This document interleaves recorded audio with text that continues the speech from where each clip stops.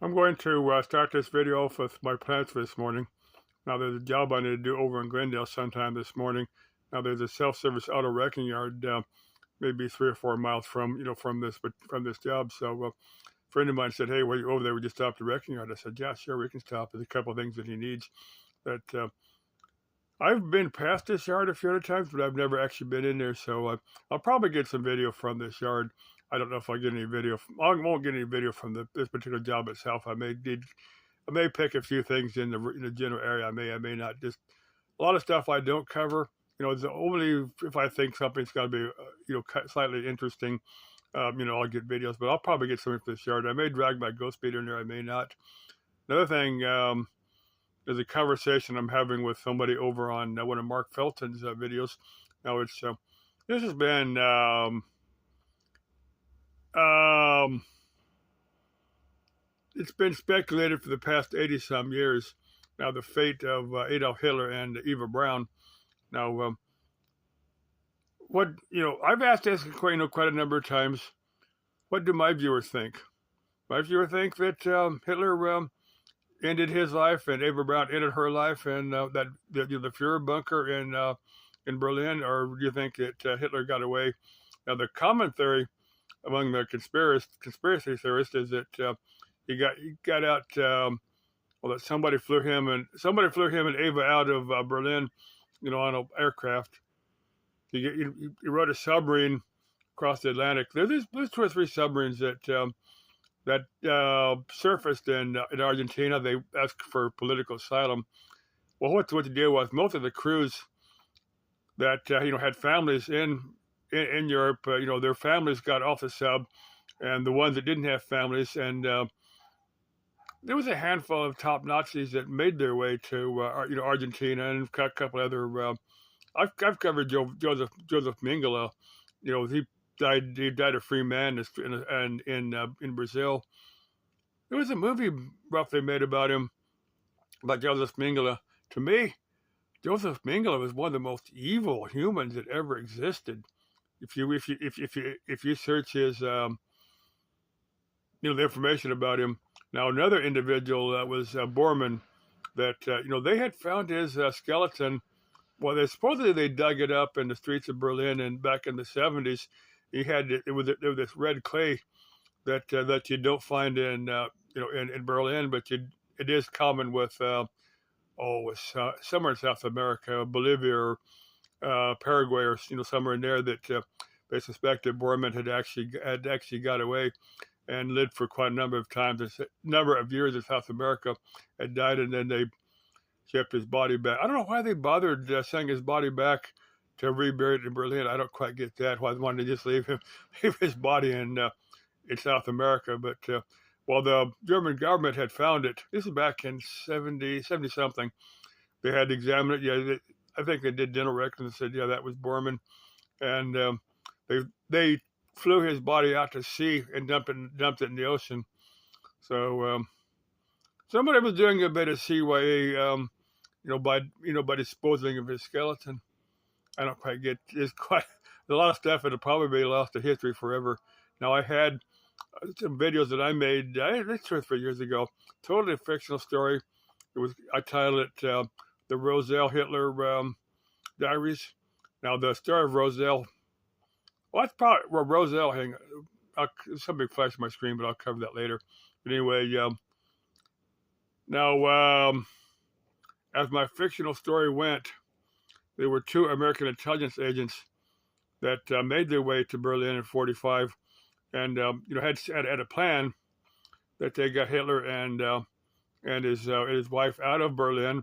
They held him on an island for a period of time, with the understanding that these intelligence agents had a plan to combat communism. They wanted to organize a Fourth Reich. Oh, my friend is being obnoxious here. They want to absorb it. They had some type of plan that never came to fruition. But anyway, as they lived on this island, they were guarded. Hang on. Would you be quiet? Would you behave yourself? Act like an adult. Okay. Anyway, they had a daughter. They called Roselle. But anyway, Roselle had fallen in love with one of the American soldiers that were guarding that were guarding him, and he ended up marrying her, taking the United States. She wrote these diaries. They're called the Roselle Hitler diaries. But anyway, she had a family here in the U.S.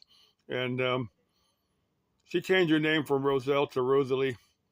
Totally fictional story, but I thought it made a cool love story. That's the way I had portrayed it, but it's totally fictional. The last thing I want to cover is a video that Laurie, her YouTube channel is Nigella for Me had made yesterday. We talk about well, she shares a lot of sentiment that I have. Now, she's saying that she has no fear of death itself if she can die in a peaceful manner, like die in your sleep. And I share that with her. But I've had this argument with her over on her YouTube channel. I said, again, it's Nigella for Me. She's saying that no one knows what the afterlife is like. That's where I must disagree with her, because too many people have these what they call NDE, near-death experiences, where they're clinically dead. There's no brain activity. Their heart stopped beating, their brain's not working, and they will relate some very, very interesting stories. They're not the same. There's a lot of difference in the different stories. There's some commonalities between these stories, but there's some big differences too. But anyway, that I say that to me, the people's reports of near-death experiences of the afterlife are my proof. Not only the afterlife, but that gives an account of what the afterlife is like. And again, I've had this debate with Laurie on. She keeps saying that no one knows what what awaits us, and I say, yeah, I think a lot of people do. Now, to me, there's been a lot of people have an NDE that were hardcore skeptics. That were hardcore atheists. They of course there's some religious people too. Some people died and went to hell, and I'll cover that. I may cover that here. But anyway, there's some people that were atheists, that didn't believe in a supreme being, that didn't believe in God, and after they had an NDE, they'd come back and it would totally change their perspective. They started becoming, maybe they didn't become super religious, attending churches, but they changed their belief, where they did believe. They believed that we had a spirit, we had a soul, and they did believe in a God, a creator God. Not necessarily the same God I believe in. I've covered the God that I believe in. The God I believe in, I call the creative life force of the cosmos. That's, a little piece of the energy of the consciousness of the being I think of as God is in, a little piece of that being is in all of us. Now, I've said many times, I don't, there's some very evil people, there's some very bad people, and I'm not saying everybody is godlike or, Christ-like, as religious people might say, but I think a lot of that energy is in, a little tiny piece of that energy is in each one of us. And Laurie, love chatting with you. I should post something on that video you made yesterday, just to be interesting. I'm pretty sure that Laurie's watching my videos because a lot of her commentary is on videos that I have made. See, I was going to comment on one or two more things here, and I'll save them for other videos. I'll get something from that wrecking yard. I need to post something. I might take my camera over there. I may not. I'll probably just do something on my phone. I need to drag my camera out, and I've got a separate camera, but I haven't done anything in about 6 months, with my camera, because it's kind of a pain to post a video, then go through. I don't do serious editing, but some videos I'll go through and loop them together. Now, sometimes I've got some good editing software that runs under Linux, so that's what I run on my laptops is Linux Mint. I've covered that in other videos. There's some good editing software like Kdenlive. There's SureShot or something like that. There's about a dozen, completely free. There's some they charge for too. But anyway, I'm just not good enough at editing videos to edit a video. I mean, they have color correction. They have all, you do the audio. Now I need to do some more what I call random driving videos.